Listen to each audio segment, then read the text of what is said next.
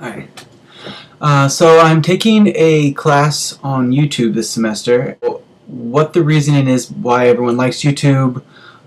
There's a reason why YouTube was named the invention of the year in 2006. It opened up the world for new methods of media sharing, self-expression.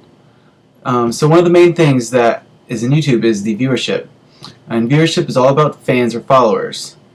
Okay, so if you do something stupid or funny, then you have fans. And if you do something that's, you make a good video, or you have a series of video blogs, then you create followers, not just fans, because people are really interested in getting that connection with you.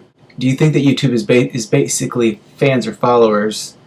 Fans being the people who just click on videos because they look funny or entertaining, or is it followers, like like the Lonely Girl 15 back, when they discovered that she wasn't a real girl, in her bedroom talking about life, who watch regular video blogs of certain channels. Are they doing this to get a connection, maybe, perhaps? Like a connection through mankind or humanity with this person, even though they may never meet them? Are they doing this because they want to have that interaction with someone, even though they're in their house? The reformulation of ideas, I don't really think it's a stretch. Like I mentioned earlier, Lonely Girl 15, the creators of that video, they took an idea and they went with it. They realized that there is a audience for a soap opera in general, just a few minute segments of this pretty girl, and people would tune in. I feel like people tend not to share something unless they like it or they think it's going to be entertaining. So I'm guessing that unless somebody has found something to be funny or smart or educational or whatever else, I doubt that they'd pass it along. For our class, our teacher had given links to certain YouTube videos, and these links were related to things that she thought was educational. So right there itself, we're using YouTube as a teaching ground for the classroom. Our teacher passed along a video titled "The Single Most Intelligent Video on the Internet."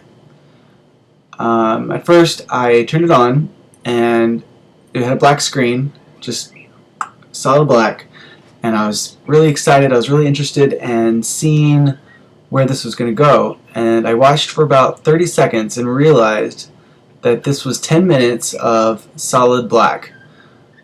And I looked at the comments below, and everyone given some kind of reasoning of why they thought that this was just brilliant, and how it was such a revolutionary idea because everything, apparently in their opinions, everything on the internet is crap or garbage or a black hole. YouTube has become its own type of civilization on the internet. Not of people like in the old days when they were sharing like a cup of sugar, when you go knock door and you're like, but it's people sharing their stories and stories of their lives, their thoughts, their opinions, sharing movies, creations, music videos, artwork, animation. Was passed along the information of a link called Nobody's Watching, which was a show that was supposed to be picked up by a TV channel, or a main TV channel like NBC or WB, and it wasn't, so they put it on YouTube, and apparently it has huge ratings. And I watched an episode, and it was very funny, and then it got me thinking about what else is put on the internet that is, interesting. The Obama channel that's on YouTube, and I was looking through some of the videos, and they had a brilliant campaign for his presidential election because they used YouTube to their advantage. When someone's running for president, appeals to a younger audience, well, not always younger, but usually younger, that proves that they're trying to get that element or reach that goal. Well, like I said earlier, I'm a film student at the University of Toledo. I've yet to make a movie and put it on YouTube. I've yet to make a movie, actually. So it's my goal for the summer is to make maybe a 30-minute movie, whether it's a work of art or not, just to get the experience with myself and my camera, because it's my belief, that I'm not putting videos on YouTube to be famous. I'm putting them on because people leave responses, people criticize. And if you're not criticizing, then how are you supposed to know if your work is any good? Anyone can make a video or write a poem or anything and just assume that it's the greatest creation ever on this earth. Chances are it's not.